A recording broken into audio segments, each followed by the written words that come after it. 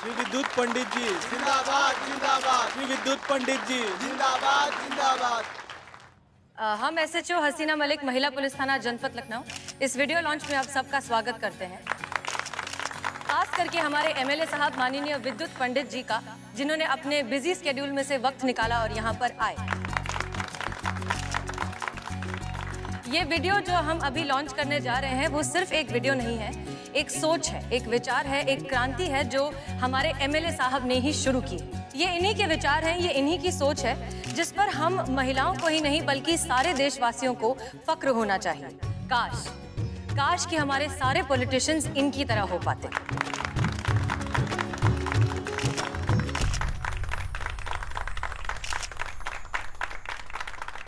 तो आइए देखते हैं वीडियो। अरे इतनी रात में कहाँ चली? किसने कहा रात में? तू नहीं है सेफ। नहीं है सेफ। अंधेरे से डर मत, उसे बाहर फेंक। अरसे का धुआं है, आंखें तो जलाएगा। तू बस नजर उठा और घूर के देख। तू बस नजर उठा और घूर के देख। महिला पुलिस थाना जनपद लखनऊ सदैव आपकी सेवा में तत्पर।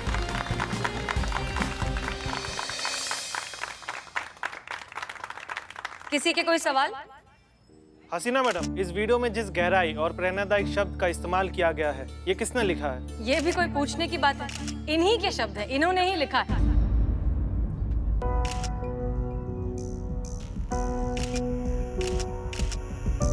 विद्युत पंडित जिंदाबाद जिंदाबाद जिंदाबाद। और कोई सवाल? आप इतना अच्छा लिखते हैं, हमें तो पता ही नहीं था सर। ये वीडियो और कॉन्फ्रेंस हमारे पॉलिटिकल कैरियर के लिए बहुत अच्छा है। जी बस लिख लिया करते हैं कभी कभी थोड़ा बहुत। नारी उत्थान, नारी सुरक्षा, नारी अधिकार हमारी शुरू से प्राथमिकता रही है और हमेशा रहेगी।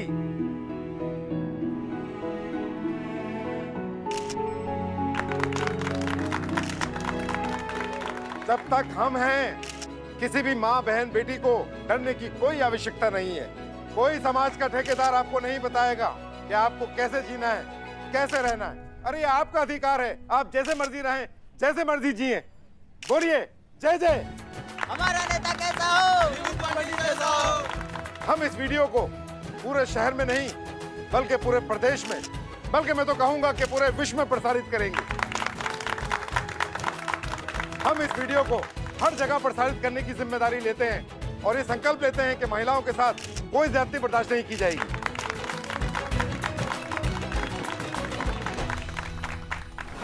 सर, आपका बहुत बहुत शुक्रिया कि आप आए, हम सबको बहुत अच्छा लगा। इनफैक्ट प्रेस और पब्लिक का रिस्पांस देखकर तो हमें लगता है कि अगले इलेक्शन में आपकी जीत पक्की है। उसके लिए एडवांस में बहुत बहुत बधाई।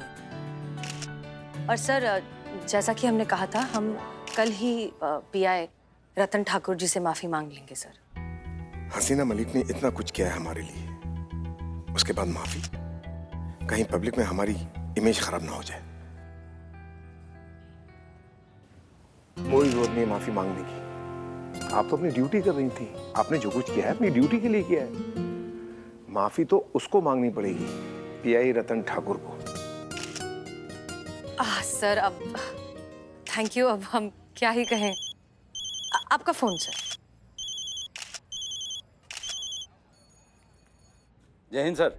जय हिंद सर, अगर आप फ्री हो तो कुछ बात करनी थी। पीआई रतन ठाकुर, हम आप ही को फोन करने का सोच रहे थे। अरे ये तो हमारा सौभाग्य है सर। आप अभी हमारी बात ध्यान से सुनिए। जी। 2 घंटे के अंदर आप उन लड़कियों के पास जाइए और उनसे माफी मांगिए। और हाँ, आपका माफीनामा लिखित रूप से हमारे टेबल पर होना चाहिए 2 घंटे के अंदर। आप समझ रहे हैं? आप निलंबित किए जा सकते हैं, जिस पर तत्काल अमल होना चाहिए। रखिए फोन।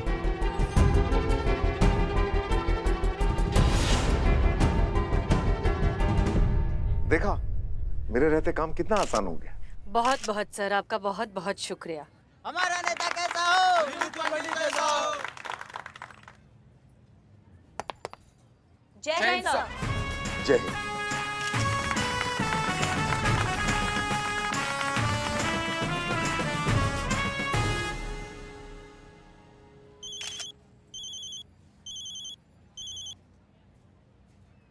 जय हिंद सर।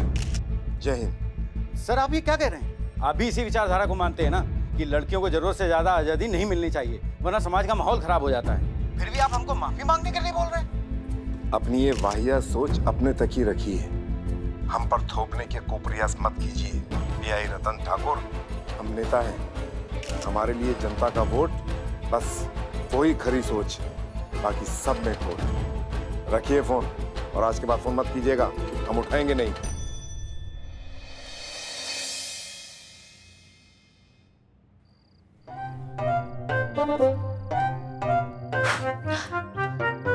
पुष्पा जी, अब क्या हुआ आपको? आप इतनी उदास क्यों खड़ी हैं यहाँ? नहीं, कुछ नहीं। हमें लल्ला के पापा की बहुत याद आई।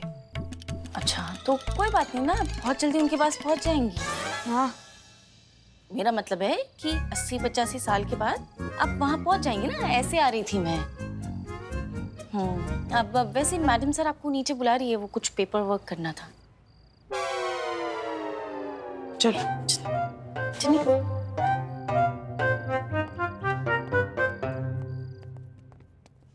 जी मैडम सर, क्या पेपर वर्क करना है? हमने आपको लाइन हाजिर करने के लिए बुलाया।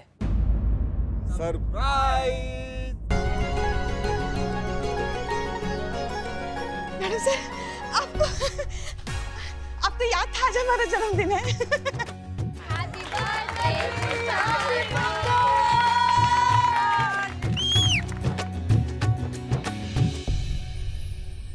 सबको पता था आज हमारा जन्मदिन है। चलिए चलिए केक काटते, केक काटिए पुष्पा जी। हाँ, एक मिनट। मगर ये तो वो वो तीसरी कहाँ है? अनु की ना तबीयत ठीक नहीं है तो वो चली गई। अच्छा ठीक है, उसको आराम करने दो। केक काटे? यस। आंटी, आपकी एज क्या है? अब क्या ही बताएं अब हम। जिस दिन हमारा जन्म हुआ, इस चक्कर में हमें याद ही नहीं कि कब हमारा जन्म हुआ।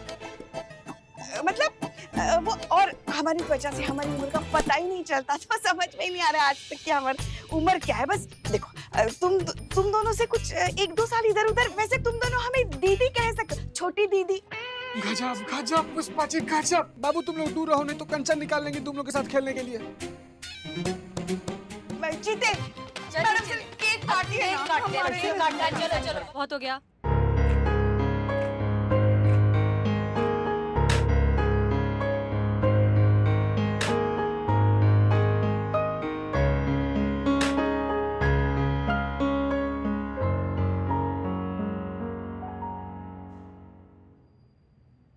अरे पुष्पा जी। Madam sir. हाँ, वो पहले ऐसे बड़ों को खिलाना चाहिए, मतलब पौधे में बड़ों को। अम्मा क्या हुआ? लाइट कहाँ से? अरे बदनवा, क्या कर दिया तुम? वहाँ देखो, वहाँ मीटर चेक करो जरा।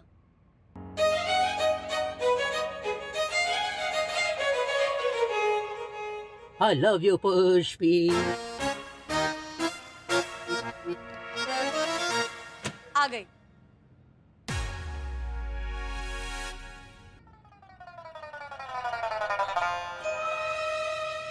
भाग पुष्पा जी, भाग। हम सुबह से कुछ नहीं खाएंगे, हम अभी केक खाएंगे। पहले केक खा गए मैडम, ये तो गलत बात है मैडम। गलत बात है पुष्पा जी, आपने अकेले केक खा लिया।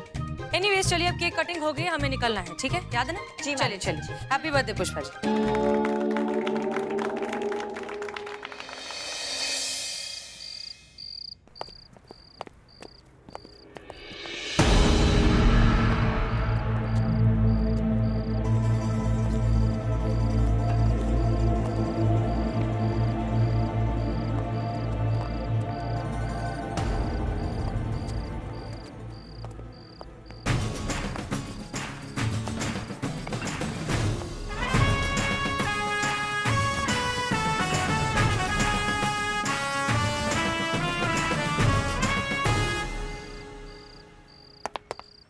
जय हिंद सर। जय हिंद।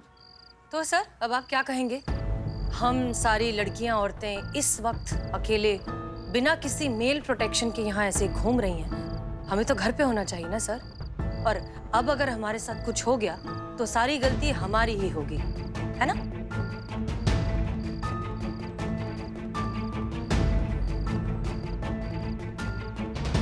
ये क्या है सर? मेरा माफीनामा। यही चाहिए था ना आपको?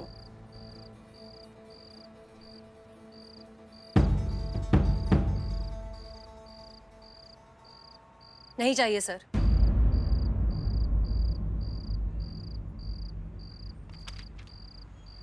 सर, हमें आपसे कभी कोई परेशानी थी ही नहीं। परेशानी हमें बस उस छोटी सोच से थी जो कहती है कि औरतों को रात में घर के बाहर नहीं निकलना चाहिए, अगर उन्हें कुछ हो जाता है तो सारी जिम्मेदारी उनकी होगी, वगैरह वगैरह। सर, हमारे देश में क्या गुंडे मवालियों की कमी थी जब पुलिस वाले भी औरतों को परेशान करेंगे? हमारा काम तो उनकी हिफाजत करना है ना सर, उन्हें महफूज फील कराना है।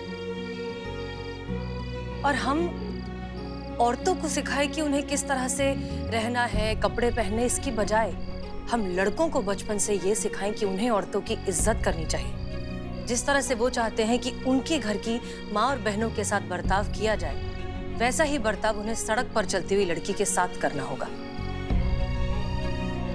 अगर ये संस्कार हम उन्हें देंगे, तभी ये इस प्रॉब्लम का सही सल्यूशन होगा, कम से कम आने वाली नस्ल के लिए। तजुर्बा कहता है हमारा कि एक अकेली लड़की समाज की जिम्मेदारी होती है, मौका नहीं। जिस दिन ऐसा हो जाएगा ना सर, उस दिन हमारा देश सही मायनों में कहलाएगा प्रोग्रेसिव इंडिया। हम बस यही बात आपको समझाना चाहते थे। और जहाँ तक बात है माफीनामे की, तो सर, तो आपने इन लड़कियों की सेल्फ रिस्पेक्ट को ठेस पहुंचाई है। अगर आपको माफी मांगनी है तो इनसे मांगिए। बेटा, हमने आपको माफ किया सर।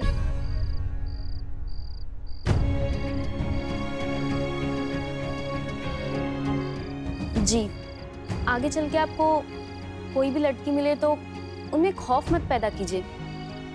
उन्हें ये फील करवाइएगा कि वो अपने देश में, अपने शहर में सेफ है, आजाद हैं।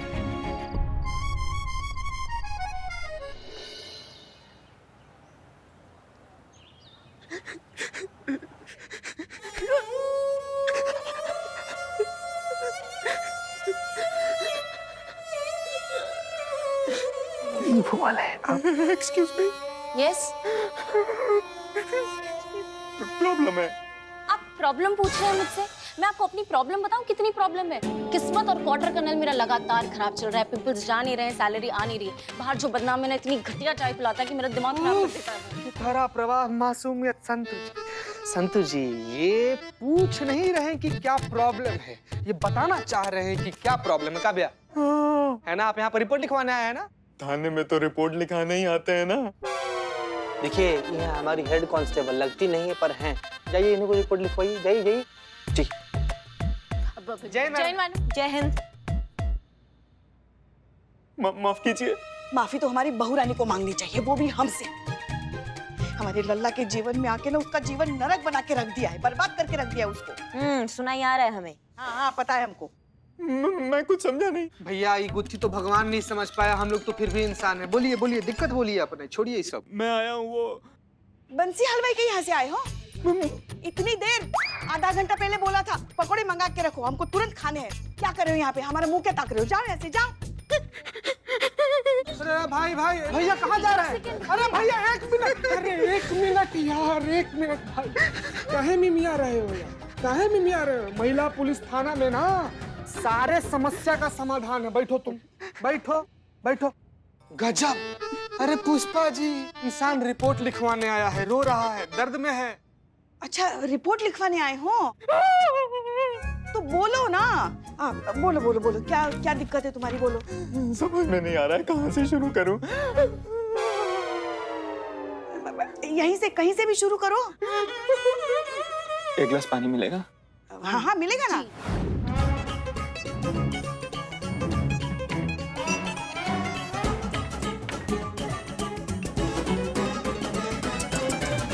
अरे रेगिस्तान हुए पड़े हो यार तुम तो। अब ठीक हो? बोलो, क्या दिक्कत है? क्या हुआ?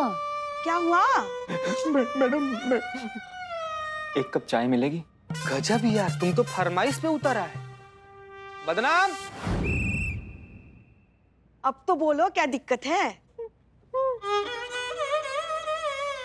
करिश्मा जी के साथ बात करनी है। जी बताइए, ऐसा क्या समस्या आपका जो आप हमें ही बताना चाहते हैं?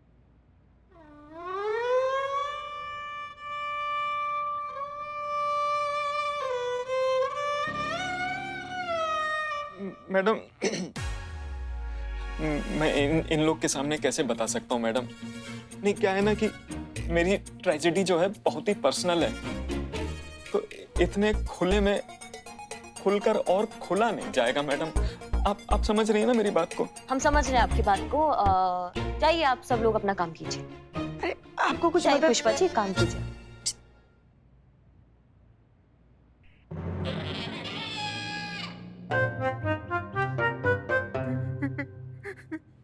रोना बंद कीजिए, अपना समस्या बताइए। ऐसा क्या समस्या हो गया जो आप हमें ही बताना चाहते हैं? मैडम, मेरी बीवी मुझे रोज आधा घंटा कूटती है, रोज मेरी सेल्फ रिस्पेक्ट का कचरा कर देती है, और जब मैं कोई आवाज उठाने की कोशिश करता हूँ ना तो मुझे धमकी देती है कि ज्यादा फुदके ना तो घरेलू हिंसा के इल्जाम में फंसाकर झूठा केस कर दूंगी, लाइफ बर्बाद कर दूंगी तेरी मनहूस। क्या बात कर रहे हो बे? देखिए, बहुत उम्मीदों से यहाँ पर आया हूँ। मैंने काफी सुना है इस थाने के बारे में। मुझे इंसाफ चाहिए मैडम। मुझे अपनी पत्नी के ऊपर घरेलू हिंसा का केस करना है। नाम का है? रूपा।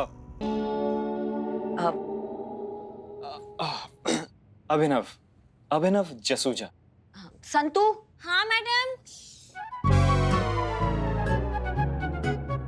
कोई सुन रहा है मैडम? नहीं, वो यहाँ नहीं है। वो हमने इतनी जोर से आवाज लगाया तो आवाज तो देंगी ना। हाँ, वो नहीं सुन रहा आपका कोई भी बात। क्या नाम? अभिनव जसूजा। सुना सा नाम लग रहा है हमको। हाँ, आपने अपने हस्बैंड से सुना होगा। आपके हस्बैंड है ना लल्ला, वो मेरे बहुत करीबी दोस्त हैं। हाँ, सासू मैया के लल्ला। हाँ, वही आपकी सासू मैया के लल्ला, आपके हस्बैंड लल्ला। वो जिस जिम में वर्कआउट करने जाते हैं वो जिम मेरा है, मैं उनका पर्सनल ट्रेनर हूँ।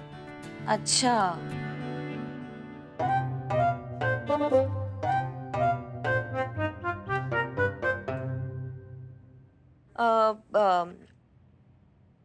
अच्छा, तो कुछ कहते हैं लल्ला हमारे बारे में? मैडम, यही कहते हैं कि वो बहुत भाग्यशाली हैं जिन्हें आप जैसी सुंदर और सुशील धर्मपत्नी मिली। क्या बात कर रहे हैं? भाग्यशाली है वो?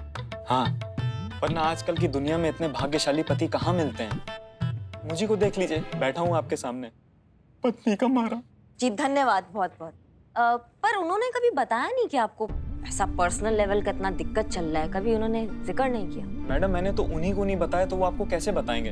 और देखिए, प्लीज आपसे हाथ जोड़ के रिक्वेस्ट है कि आप ये बात उनसे मत बताइएगा प्लीज, क्योंकि क्या है ना, अभी तो बात घर में है, लेकिन जब लोगों को पता लगेगा कि जिम वाला बंदा अपनी पत्नी से रोज आधा घंटे तबीयत से कुटता है तो कौन आएगा मेरे जिम में? और वैसे भी हम पत्नियों से पिटने वाले पतियों की सबसे बड़ी ट्रेजेडी यही है कि ना हम रो पाते हैं, ना किसी को अपना दुख बता पाते, क्योंकि दोनों ही कंडीशंस में मजाक तो हमारा ही उड़ेगा ना मैडम। देखिए, प्लीज आपसे रिक्वेस्ट है कि आप मेरी कंप्लेन लिख लीजिए और मेरी पत्नी के खिलाफ सख्त से सख्त कार्रवाई कीजिए। हो ही नहीं सकता। देखा मैडम, ये लोग सुन रहे थे मेरी बातें। देखिए, सेक्शन 498A घरेलू हिंसा के तहत सिर्फ महिलाओं पर हुए अत्याचार के मामले में ही केस दर्ज किया जा सकता है। पुरुषों के लिए हमारे कानून में ऐसा कोई प्रावधान है ही नहीं। एक मिनट, क्या कहा इन्होंने? कि कानून इसमें कुछ नहीं कर सकता? क्या मतलब कानून इसमें कुछ नहीं कर सकता? मतलब एक पति अपनी पत्नी पे हाथ उठाए तो जेल, और पत्नी पति को रोज आधा घंटा तबीयत से कूटे तो गिल्ली डंडे का खेल। वाह मैडम, आप लोगों को यकीन नहीं हो रहा ना? सबूत चाहिए ना आप लोगों को? ये देखिए,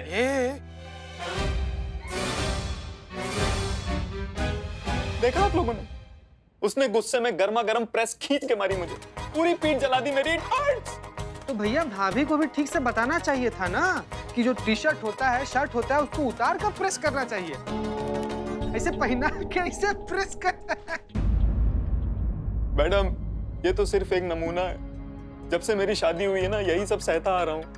हर रोज मर मर के जीता हूँ, तंग आ चुका हूँ इस जहालत भरी जिंदगी से। और ये कहती हैं कि इनके कानून में कोई प्रावधान नहीं है। वाह मैडम वाह। ना पुष्पा जी, कुछ तो सोचिए, कुछ तो धारा होंगी, कानून होगा इस अपराध के लिए। नहीं है ना? नहीं है तो फिर हम अभी बना देते हैं नया धारा और उठा कर लाते हैं उसको अभी। स्किप। नहीं करिश्मा सिंह, आप ऐसा कुछ नहीं करेंगी। जय हिंद मैडम। जय हिंद, जय हिंद।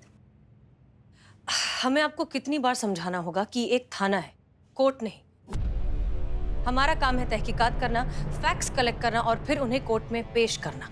कौन सही है, कौन गलत है और कौन गुनहगार है, ये तय करना कोर्ट का काम। इसलिए प्लीज आप अपना काम करिए और तहकीकात शुरू कीजिए, ठीक है? जी। पुष्पा जी। जी मैडम सर। घरेलू फौजदारी का केस लिखिए। जी मैडम सर। हमें नहीं लगता मैडम सर के तरीका से कुछ होने वाला है, लगता है हमें ही कुछ करना होगा।